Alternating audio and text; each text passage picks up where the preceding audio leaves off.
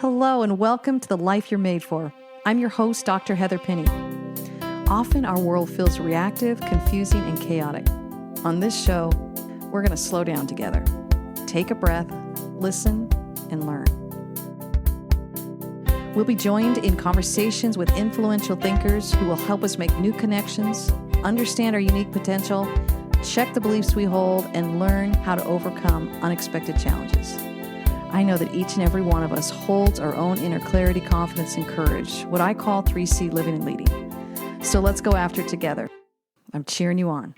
Hello, everyone. It is so fun to be back with a dear friend of mine, Audrey Kostka. Hello, Audrey. How you doing? Hello. Good. Tell us a little bit about who you are and what you do, and then I'm going to give the audience a little bit of my perspective of who you are and what you do. Okay. Well, I'm Audrey Kostka. I have been married 26 years. I'm a mom of 3 big men now that are all grown up. I am a career woman. I'm a health coach. I'm a friend, and I'm a lover of Jesus. Love it. So Audrey and I go way back.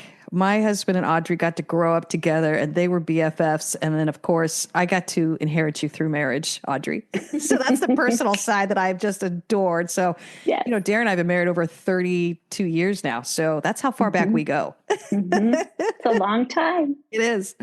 And as I've promised you all, audience, listeners, is I bring on people that I have watched for decades now, and people that I've admired, people that don't just give me the shiny side all the time, but give me the good, the bad, the ugly, but are just really courageously living well. So, Audrey, I get asked quite a bit about getting on my show, and you're someone I've been asking for like over a year. I was like, please, Audrey, please. It might be 2 years. It might be 2 years. And the reason I wanted Audrey on our show is because she is authentic. She has no problem opening up and showing where she has journeyed and how she has gotten there. And she also has such a beautiful life with just amazing marriage, family, kids, rich social life, and just her connection with her sense of self and also her career. It's been really fun watching you in all these spaces, just work hard and be successful. And then personally, we got to know each other a little bit more on the health side because I called you and I said, listen, I'm hitting my 50s here and my whole body's changing. I need help. So we got to have that space too, where we overlapped as middle-aged women saying, yeah, our bodies are changing. What does this look like? And I've just loved taking that journey with you. So as a health coach, as a friend, as a professional, wife, mother, and kind of a sister friend, because you're kind of Darren's sister. I was going to say, it's pretty deep. Yes. We have all these fun overlaps. And so I've just been really looking forward to having you on the show. So thank you, Audrey, for joining us. Of course. Thanks for having me. So, we're doing this whole series on, it's all about relationships. And one of the things that you brought to my attention is you said, I'd love to talk about my relationship with myself. And I thought, I so want you to talk about that. Mm-hmm. And I think that is probably a really strong clarity, again, as middle-aged women. We realize that our relationships, whether it's with our spouse, kids, friends, colleagues, it's only as strong as our relationship is with ourselves. And sometimes we recognize, wow, I got to pull back and really reconnect with me, jump into that space with me, slow down. And I think that's where I want to start. When we've had some really powerful, deep talks that have influenced both of us, it's been around this idea of slowing down. So let's start there, Audrey. Where is it that you feel like you have needed to slow down to just pull back and get your own clarity, your confidence, and your courage? Great question. And, we all can tend to run on autopilot. We can all function through life very well. But are you living it very well? And until you slow down and just check in with yourself, and your book has been so helpful.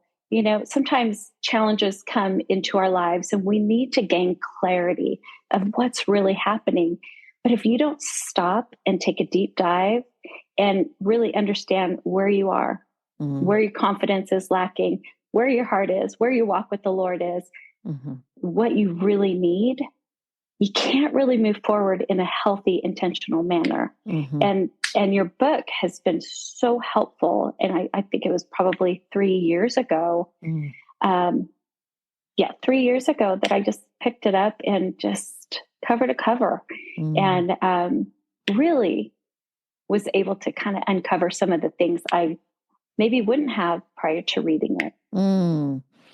What's standing out to you that really was a big takeaway on that first time you read it? And I say first time because you've told me several times you reached for it. And I thought that was my vision. I wanted this to be this. And we're referencing my first book, The Life You're Made For. I wanted this to feel like a manual. When you needed more clarity, there's a clarity section. When you need more confidence, there's a confidence section. When you need more courage, there's a courage section. So talk to us a little bit about what made you reach for that. Well, sometimes, I mean, we can talk ourselves into anything, but it wasn't until I read your book on the first section is clarity. And until you truly have that clarity of what you want, where you are, where you don't want to be, and where you ultimately want to be, you can't go forward if you don't have the clarity. And so what's really stood out to me in so much, there's so much, but kind of go back to basics, and you call it your tire swing. And that's something that stood out to me so much because raising kids, building a career, coaching people, being a good friend, being a good wife, you might sometimes forget what brings you joy and what your tire swing is, as you say. I remember just going, tire swing? What's this?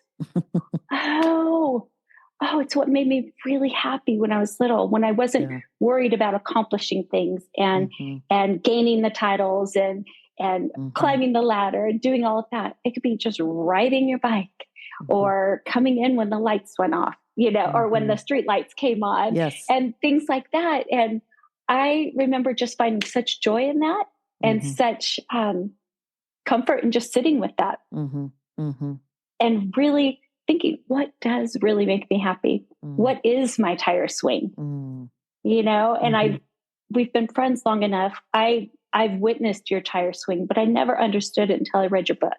I was like, that's what she's talking about. And so that's something that really stood out to me, is like, go back to basics. Yes. And for our listeners, The Life You're Made For, I wrote around an allegory about this little girl who gets given a bracelet when she was a little girl, and she loves this bracelet, but then over the years she gets more and more bracelets till pretty soon it prevents her from doing what she loves, which is to jump on this tire swing. And then it's not until she sits under the stars and hears the voice on the wind that she realizes she has the power to take off some of these bracelets. She has the power to leave some of them on, which is really this essence of adulting.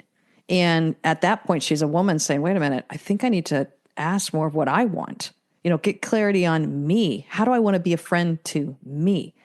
So as you started really taking that journey and using that metaphor of like, what is my tire swing that's going to bring me joy?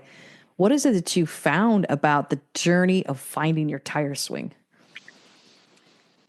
Well, that's a great question too, is one of the things that stood out is really being kind to yourself and kind of shutting down all the what is it called? Mind chatter.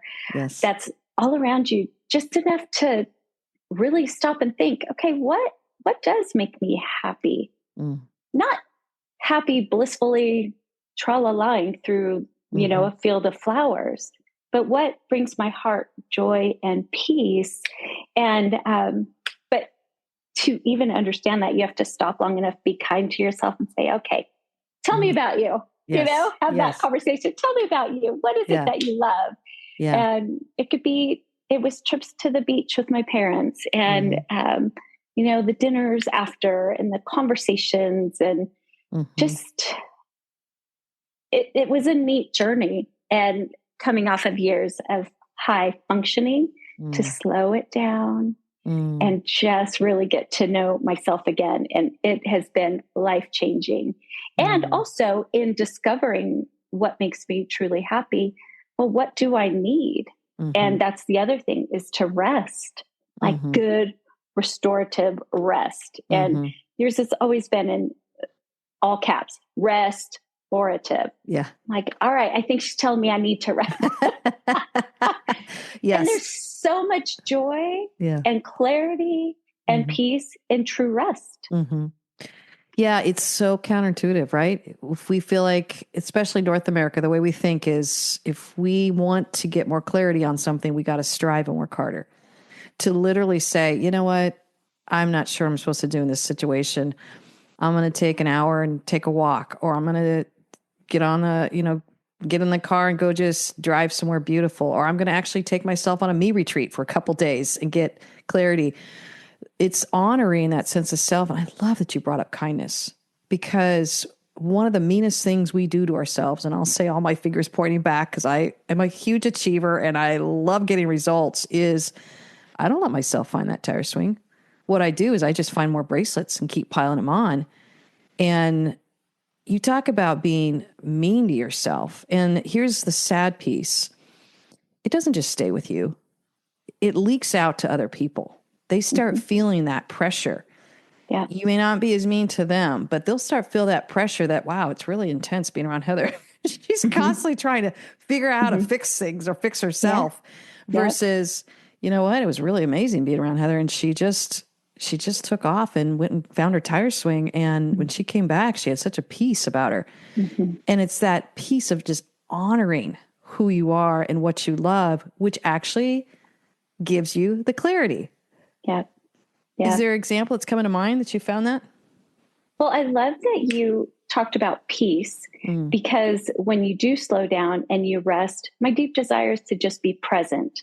Being an achiever, just like you, my goal and my deep desire is just to be present with my boys. I know they're grown now, but now it's even more important to just be present in that conversation, not thinking about, okay, oh, good. Glad your day was good. I got to go. It's tell me more. And in my marriage, just being present, not, okay, I've got this much time.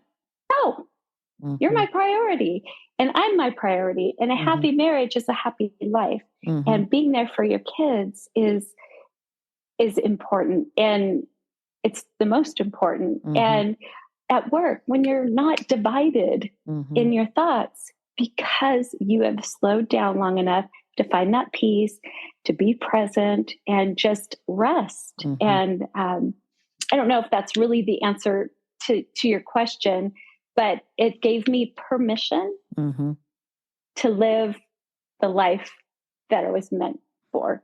Yes. You know? Yes. Yeah. What were some things that were holding you back that were kind of telling you, I can't give myself that permission? Oh gosh. Just that need to always be doing something. Yeah. To be accomplishing something. Yes. To have it be measurable. Yeah. Whether it's writing or working out or doing something around the house. Like, it wasn't okay to me to just sit and be, or go sit in the backyard, our beautiful backyard, to just sit on purpose. And I know Sunday is a day of Sabbath. It's the rest day. But did I rest? No. I was doing something. I was like, oh, good. Okay, I'll get ready for the week, blah, blah, blah. But then once I gained that clarity of how important it is, just made me so much better, taking advantage of just resting on purpose and being an example to the people around me. No, I'm not gonna keep running. Yes. I'm gonna slow down. Yes. And I'm gonna take a walk just for fun. Not to say, check, I did my walk. Yeah. I'm just gonna go walk. Yeah. How did it influence some life decisions you made once you got your clarity? It gave me permission to say no to things. Nope, that's not working out for me right now. But thank you so much. You know, would you like to serve on this? Would you like to do this?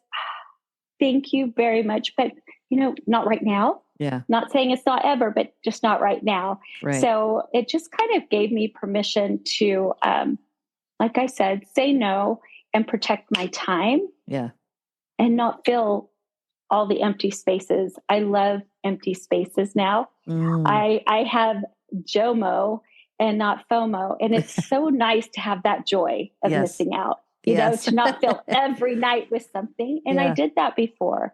And I did it while having kids. And I did it while having my marriage and working. And I regret some of that. And so to live this part of my life, as you said, we're, you know, in our mid 50s. I'm not going to call us middle-aged, but I'm going to call us in our mid 50s that are thriving. We're still young. Yes. But we have the second half of our lives to live it exactly the way we want instead of the way perhaps society made us feel like we had to live. Yes. You know, in our 20s, 30s, and 40s. Yeah. When did you realize that you needed to pull over and rest, or that you were, I guess I'm asking, like, what were some of the signs that started realizing something's got to change here? Okay, here's the vulnerable part. Probably when I was facing anxiety and depression. You know, it's the taboo words that nobody talks about, but they're very real. And just because everything is great and looks great doesn't mean it always is. And that's okay. So it was when I was facing some of that anxiety and some of that depression where I was like, gosh, where is this coming from? This book right here. I mean, it's tattered. It really helped me. And when you say I read it 3 times, I read it 3 times because it met me where I was. It gave me permission to explore where I was and why. And that's where you got to have that pen and pad of paper ready to write until you can't write anymore.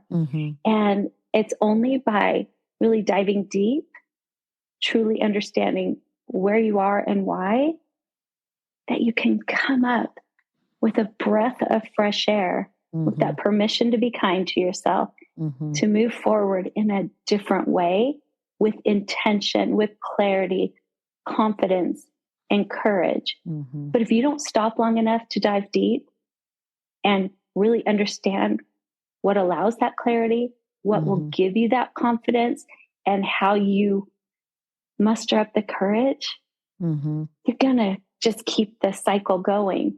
And I can honestly say that it has changed my life, just implementing a lot that is in this book. Yeah, and with someone who's also had depression, anxiety in my story, I'm wondering, I mean, thinking out loud with you on this, how much of that is really because of the fact we don't have our clarity, we don't have our courage, and we don't have our confidence and our courage, and worse, the fears are just growing and building. And so needing a lifeline, and everything you said, I was like, this was the reason I wrote the book, Audrey. I wanted everyone to feel like you would have a lifeline to know how to start spiraling up. Because none of us want to stay stuck in that, but many of us don't have the conversations or the skills, the coping skills. It's not something that we teach and talk a lot about. We talk a lot about depression and anxiety in our society, particularly among women, but we don't have a lot of conversations of what does that look like to start really finding new ways to think about things, giving ourselves permission, being kind. Everything you're saying, I go, man, isn't that what contributes so much to our depression, anxiety? Yes. One thing, Heather, that that really stopped me in my tracks is, instead of saying the things that we might have said before, what am I doing right? And that question I sat with for a really long time. And when you take time to write it all down, what am I doing right? It changes everything, because man, I think we're just wired to look at what's going wrong, where we're lacking, what we're not accomplishing, what we're not doing, how we could be better. Well, what am I doing right? What should I celebrate? Yes. And how can I capitalize on that? Yeah. And wouldn't that also contribute to depression, anxiety? And I think we've just given it this big label. And again, I'll just speak for myself because it's been so part of my story as well, where I thought, I'm so tired of just being labeled that. or being told that that's just who you're going to be. I don't believe that about myself. I believe this is the signs and the symptoms of something is not working internally. Yep. So I got to find a better way to live. Yep. And that's really the essence of The Life You're Made For and why I wrote it. I wanted it to be very systematic. Here's what you need to do first: clarity, rest, slow down, trust yourself, begin to be kind to yourself, begin to realize what you've been telling yourself. And if you've been asking the question, what's wrong with me your whole life, you get really good at answering it. Mm. What if we shifted that question and put the energy toward what's right with you? And that's in the work that I do with people. Can you imagine what your day will look like if you start out the question with what's wrong with me? I'd live depressed if that's what I lived with all the time versus what's right with me. And I still struggle at times. And I'm like, I can hear myself going there. We've had some little frantic SOS texts back and forth going, I'm going there. Like, I need to pull up. Yeah. But you also have the skills. Yeah. You wrote the skills on how to get yourself out of there, to spiral up out of the spiraling down. Yeah. And the other thing that it never even dawned on me was to take time under the stars. Yes. And tell your audience, read your book. And I hope everybody does, but taking that time under the stars to really just be quiet and just really gain insight on what you should be doing. Because we can be on one path and just going, this is the path I'm made for. Yes. Maybe it's not. Yeah. Maybe you need to be open that maybe you'd be better served doing something else or just shifting your approach to what you're currently doing. Yes. So, yeah. I love that you brought that up because there's two types of rest. One's an active rest, which I call the tire swing, and one's a contemplative rest, which is what I call time under the stars. And both are required for us to really increase our clarity and build our confidence and engage our courage. We have to integrate both. And as we talk about being a friend to yourself, having a good relationship with yourself, it's learning that system and that cadence where we begin to realize, oh, this is so nice to actually realize I'm starting to feel a little anxious. I'm going to pull off a little bit and get on my tire swing. I'm feeling a little depressed. I'm going to go sit under the stars for a while. And now we're moving into the confidence piece, which is all about what we believe. And a couple things start happening. When you start giving yourself that permission to listen to yourself and to really slow down and trust that, your false belief of, I can't trust myself and I just have to stay in motion, is perpetuating a very anxious lifestyle. But when you shift over to a true belief, is what I call them in the confidence section, you're being able to say, I think if I slow down, I'm going to get some clarity here of what to do next. And I'm actually going to have the confidence to start moving in that direction. And that's where really the neural pathways in your brain start changing. You start going, I think I can do this. Yeah. Your mind believes whatever you tell it. Exactly. Yeah. Period. It's scientifically proven. Yes. So whether you tell it you can't or whether you tell it you can, it'll believe it. Yep. So we got to be careful what we're saying to ourselves. And by rewiring it, by taking that time under the stars, as you called it, what did you call it? Contemplative rest. Yes. That's huge because then you draw from that next time anxiety comes for a visit or depression comes for a visit. Go, oh, this is what I learned last time. Okay, great. You're here. I don't know how long you'll be here, but let me learn from you. Yes. Let me learn why you're here, and let's go. Yes. But not having fear and more anxiety over it. No, I can't be depressed. I can't have anxiety. Right. Oh, all right, you're here. Why are you here? Let's work this out. Yes. And in the allegory too, I talk about a voice on the wind, and you and I both believe in a higher power we call God. And I know so many of our listeners believe in God and believe in different higher powers out there. And I always respect whatever it is you call it. But I think there's such a powerful, loving presence that is so for us that when we slow down long enough and actually hear someone say, actually, Heather, I never gave you those bracelets. Audrey, that was never my plan for you to have bracelets and all the way up to your shoulders. I really want you to be able to go and enjoy your tire swing. You talk Right. about a freedom of like, dare I? Exactly. I actually have permission Yeah. to not do anything Yes. or to do paint by numbers. Wow. Yeah. Or to sit outside and have a very long conversation or hang out in my garden or just have coffee with a dear friend without, oh, okay, I got to check this off my list. I know I told her we were going to have coffee. No. Yeah. Intentional. Being intentional changes everything. Yes. And, I'm thinking about you. You and I both did some career changes later on in life. I started out as an educator, and I think it was in my 40s. I started thinking about a new career. I just didn't know what it was. I didn't even know what coaching was. Can you believe that? That's why it's your true calling, because you didn't even know what it was. I didn't. I took a coaching class at a seminary, and I was like, I think I could do this. And then I went and hired the instructor.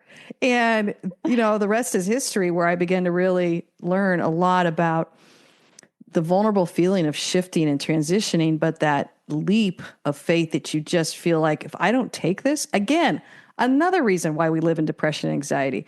We get so bound up that we are going to fail, or that no one's standing with us in an intelligent risk. And I remember our conversations, and I kept going, go for it, go for it, go for it. Right? Do you remember those? Oh, yes, crystal clearly. No, yes, no. Well, okay.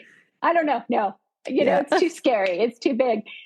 No. Yeah. It was great. Yeah. And moving into health coaching, which she's a fabulous health coach, by the way. I love working with you, and you're very balanced and wonderful. And still in the field of pharmaceutical sales. Is that right? Yep. So I just watch you reinventing yourself over the last several years. And it's so fun on the outside. I'm like, there is literally no way you can fail. I knew you, I know what you're about. And it's just so funny. I'm like, to hear some of your false beliefs coming up. And then I watched you battle with it. And it was so powerful to watch you make that shift. And that's where we kind of move into the courage piece, where I'm like, at some point you have all the clarity and all the confidence, but the courage is really about taking action. So talk to me a little bit about that. I mean, what I loved about your personality, we're very similar, where I'm like, don't worry, Audrey, do not jump until you're ready. I mean, I use the example in the book of like, please do not jump out of the airplane without your parachute. Like, the parachute is the clarity and the confidence. But when it was time to jump, you always heard me whispering, I think it's time. I think it's time. Like, you got your parachute on, you can jump. Yeah. Talk to us a little bit about that. Yeah. So we're talking about when I decided to just take the leap with health coaching, right? Yes. Or any other leap you want to talk about. Okay. So I've been in pharmaceuticals for going on 18 years. And so there's two shifts that you're probably referring to is, sure. I set my sights on getting a promotion that was a really hard get, hard get.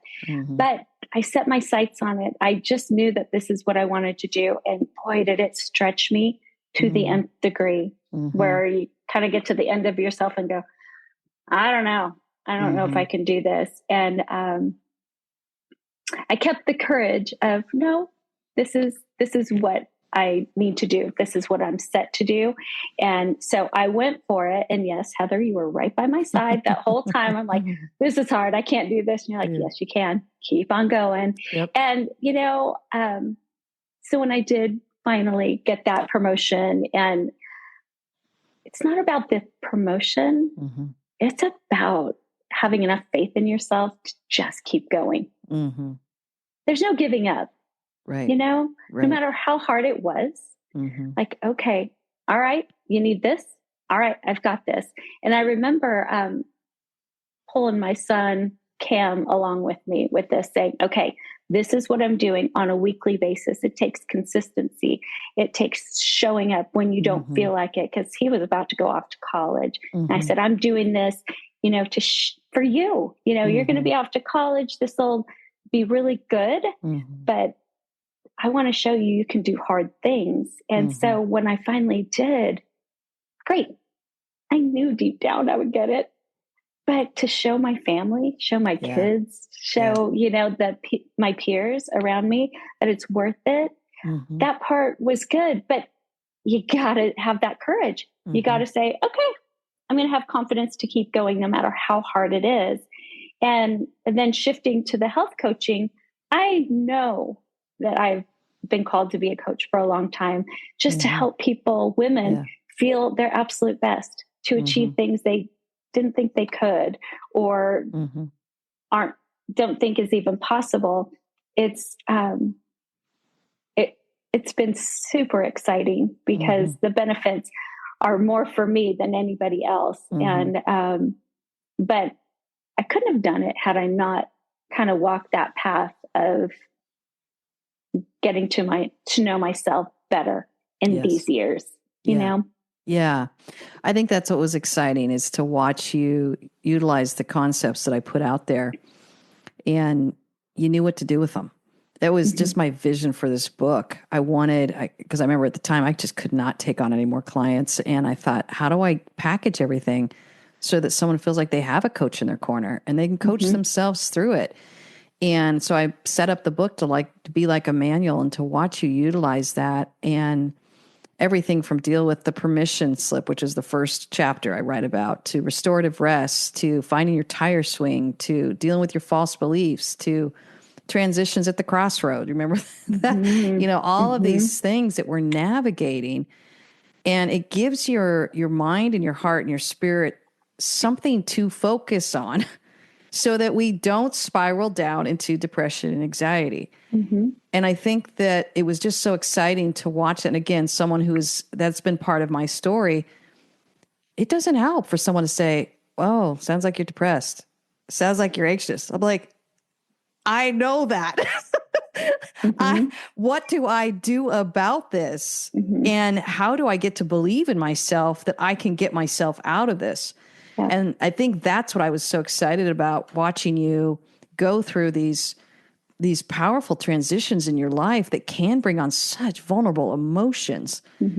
But then watching you not only reach for your clarity, not only reach for your confidence, and then me whispering, "It's now time for your courage." And you're like, "I don't know." And I'm like, "Yes, you do. You can do it." And then watching you do it, I was like so inspired by your journey and the courage that it took. And I resonated with every vulnerable emotion along the way.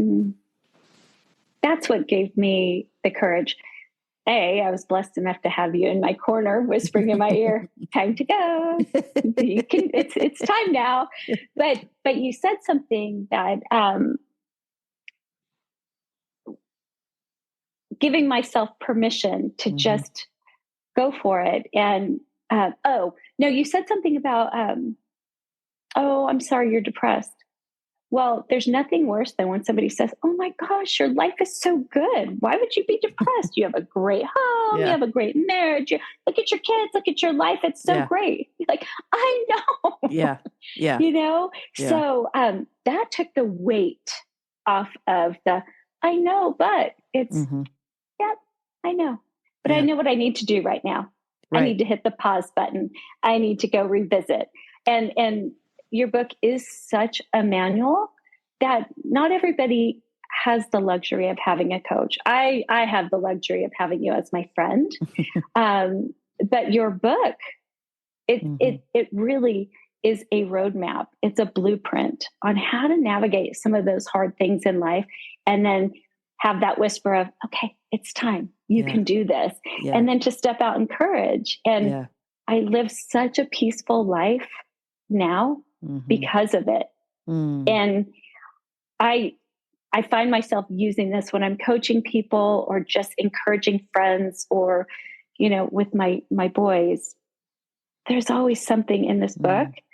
And I have a relationship with the Lord, and I rely so much on, my walk with God and his direction. But I believe that he gave this book written by you to give that clarity, confidence, and courage to accomplish really great things for him, for myself, for others. Yes. So, yeah. And, I think about the name of the show, the name of that book, The Life You're Made For. I truly believe every person has a life that only they can live. And I truly believe that if they don't live it, our world will be missing out. Mm-hmm. And so I'm passionate about it for the person that's in front of me, but I'm also passionate about it because we know how broken our world is. We need everybody showing up for the life that they're made for. I don't know what it is.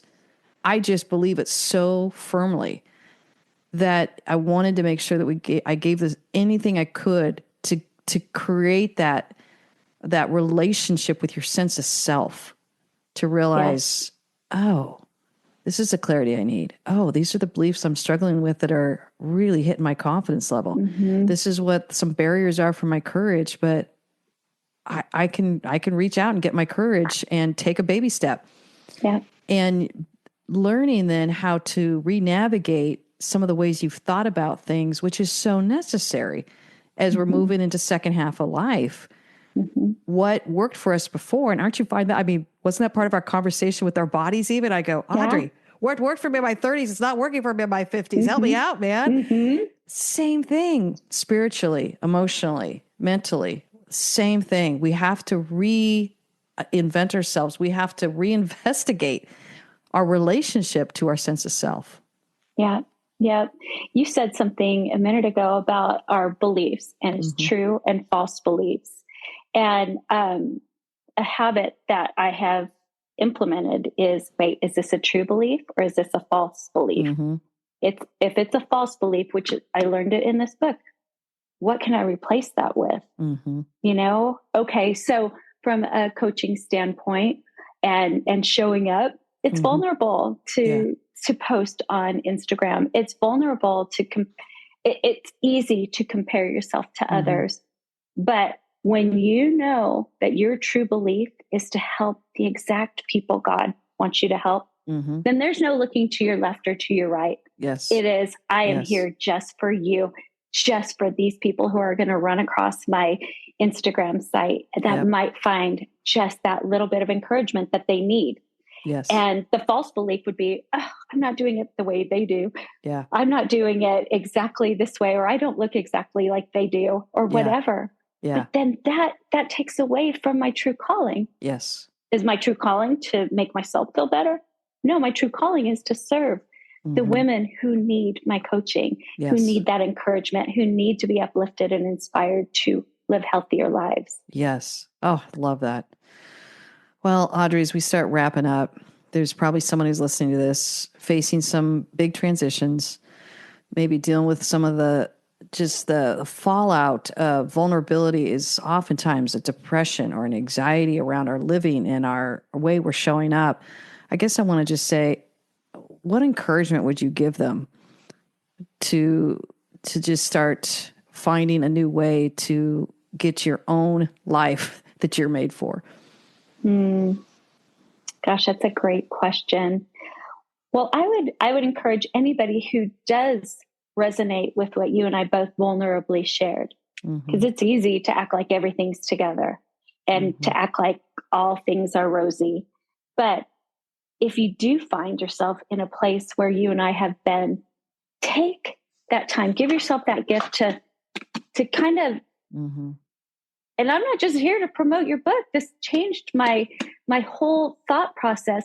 Take time to get to know yourself, to build that relationship, and to ask yourself what you're doing right, and give yourself some tools to change that mindset, to show yourself that you can do whatever you're called to do. And believe me, I was raised by, always seeing the good, true, and the beautiful. And sometimes it's not always good, true, and beautiful. But when you gain skills to kind of see it through a different lens, you can go, okay, thank you for that clarity.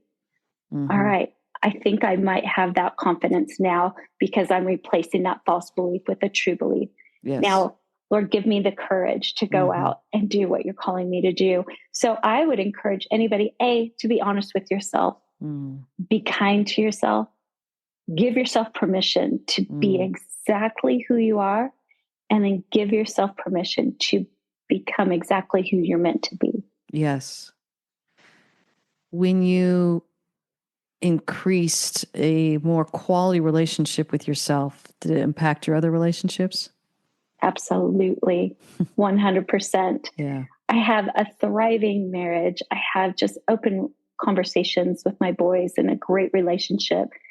I've been blessed with my dear friendships and family. And when I'm a better me, the rest falls into place beautifully. Yes.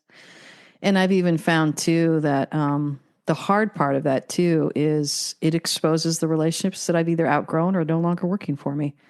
And I either need to step back or I need to have a challenging conversation, an honest conversation, or I just need to recognize I've been tap dancing trying to make something work that isn't made to work for either one of us. So I would say even the clarity around a relationship with your sense of self gives you the permission to honor the relationships that are working and aren't working.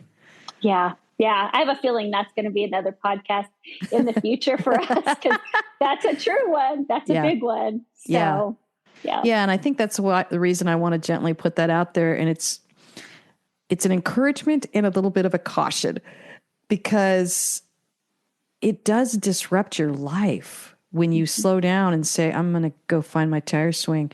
There's going to be people that are so cheering you on for the tire swing. And there's other people that are going to feel very threatened that you have a tire swing that they don't have, or that you're taking time to spend time under the stars rather than with them, or you're choosing to listen to your voice on the wind and it's not them. You're absolutely right. So I want to gently give that, I guess, that accuracy and that clarity that there's both, and both are good because both are such a gift to who it is that you're trying to step into and become. And it's really a gift to the other person, whether it's enriching that relationship or it's helping it let go or shifting the relationship. It's the truth.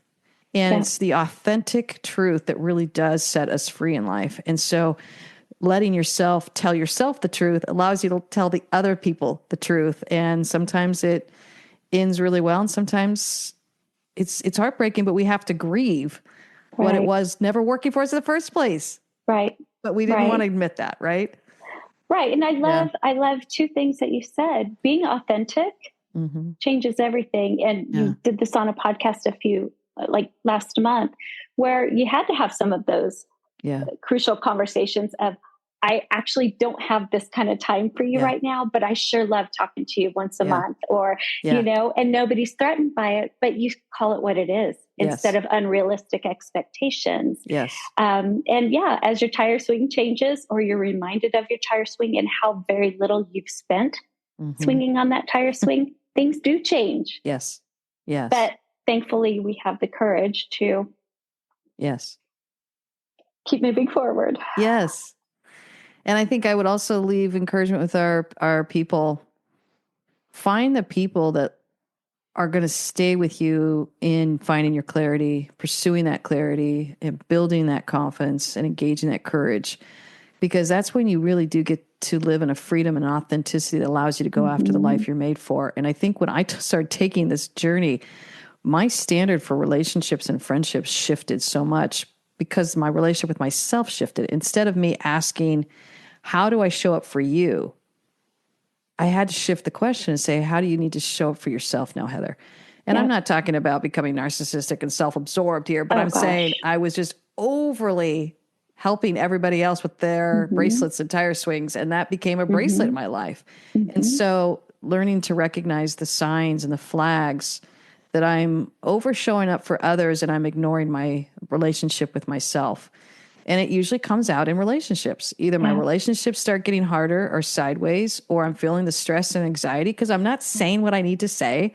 Right. And I'm not speaking up in the ways that I need to speak up. And I have such beautiful people in my life too, that they're like, yeah, I would have loved if you just said something. And I'm like, I didn't because I'm living out of a false belief that I can't, right? Like, so it's me really owning that the quality of my relationships always starts with me. And I think that's what I've loved our conversations together. And periodically we'll hear from each other. Sometimes we're just shooting each other a false belief that we are just fighting. And I've sent them over to you. And it's so funny because some people think, you struggle with that still? I go, are you kidding me? I wrote this book, this manual for me. my life is always growing bigger and bigger. And it's the shadow side, I believe, of success. And you're always having to deal with new false beliefs when your life continues to grow successfully. And otherwise you can't grow. And so it's not about getting rid of them and never having them. It's about having a coping skill so that when they do come and when they're really persistent, reaching out to a friend that's saying, I mean, we didn't even have to have huge conversations. I would just get random texts. And sometimes I'd say, you want to talk? And you're like, nope, don't need it. Nope. Just need to tell you about this false belief. And I'd be like, all right, I'm standing against that with you. What's your true belief? Yeah. And you'd say it. And I'd be like, okay, I'm standing with you in that. And it would sometimes just be a quick text to allow you to stand in that. Yes. And it just flips everything. And you are absolutely right. You need to have that person that you can just send it and just say, go. Or, I used to, when I really struggled with it before I gained this kind of clarity is, I would just simply say, I got nothing. And my sister would say, go. That was it. That was just what I needed to shift that mindset. And then I would just share, and then it just lightens the load. But when you can take it a little more granular and say, what is that false belief? What are you going to replace it with? That's skills. Yes. That is skills, but you got to have those people in your life. I'm blessed, like I've said, to have you in my life where we can just shoot it. Don't need to talk, but this is what's going on. Stand with me. And the strength it gives unexpectedly. Well, now I expect it, but when you're really struggling and you don't want to anymore, just to be able to implement the things you've learned and then have that accountability, it's priceless. It really makes for a great life. Yeah. And I have found that when you're really deep in the trenches of some hard emotions, you can't even think of a true belief.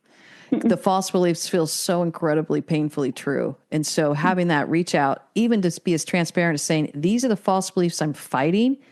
Could you help me find a true belief? And I've done that for so many people. I'm like, oh, I know those false beliefs are awful. And when they're starting to swallow you alive and it feels too good to be true to even dare to think of a true belief, there's always someone on the outside of your pain that can hold that hope for you and with you. Yes. But talk about being intentional and strategic. I don't need one more person listening to all my false beliefs that are taking me under and keeping me in a depressive state. I need someone fighting for me and advocating for me. And if it's really bad, saying, well, what about this true belief? What about this true belief? And then when all I can say is yes or no, I say, yes, that's the one. Help me stand in that one. Right? Yes. Thank you. Okay. No. Yes. Thank you. Okay. We made it. Yes. So that's also my encouragement to you is oftentimes listeners, we have such a ability to hear the false beliefs when we get into it, and it can be hard. It's okay if you can't quite think of a true belief. Go to someone you love and be honest with them and say, these are the false beliefs I'm fighting. Could you help me hold on to something better? It's actually, you're going to see the quality of your relationships in your life as you start exposing what you're dealing with. And that's where I guess is probably a great place to land it and leave it, is just encouraging everyone here, just keep nurturing that relationship with yourself and recognize that it's multifaceted. You've got clarity, you've got confidence, you've got courage, all kind of swirling around in you, and it lives in you. Just slow down long enough, and this book will help you kind of break it down so that you can just systematically assess your level of clarity and how you can increase your confidence and how you can really engage your courage. Yep. Oh, Audrey, it's so fun to have you on. Thank you for showing up. Thank you for having the courage to show up and just letting me pester you for a while saying, I want you on my show. I want you on my show. So thank you. Oh, it was my privilege and my pleasure. And I appreciate all that you do. And I really encourage everyone to just go out and get your book. Just give yourself the gift, because it will then be a gift to everybody else in your life.